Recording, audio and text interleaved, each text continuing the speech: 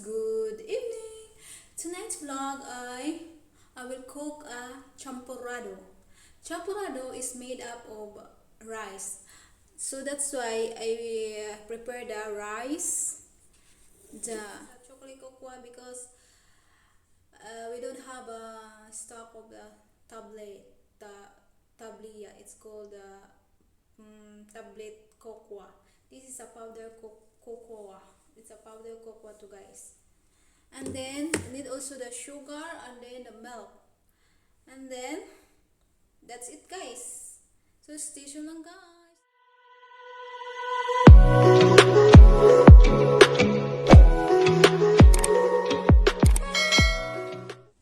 So guys, mag-start na po tayong maaga mag-prepare sa ating kinakailangan na mga ingredients sa ating champorado. So first, I will wash first the rice. By the way, guys, I use the cocoa jasmine rice, guys, because this is my stock rice. It depends upon you guys what kind of rice that you use when you make a champorado. So I put the rice in the pot. So I wash my rice.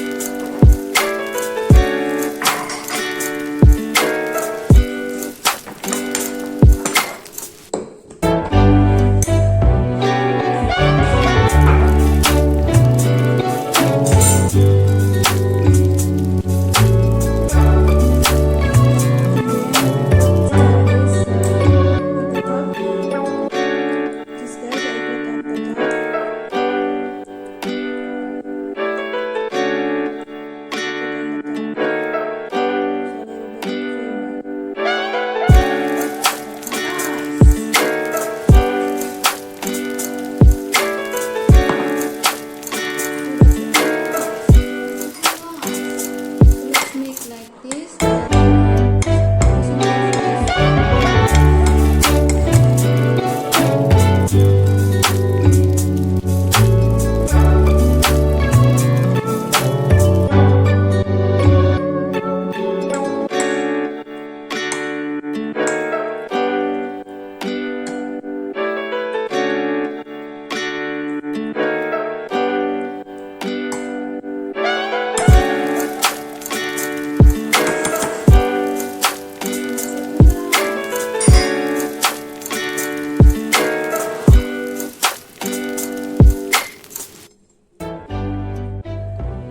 Yan na po ang ating champorado. Very quick and easy champorado, guys.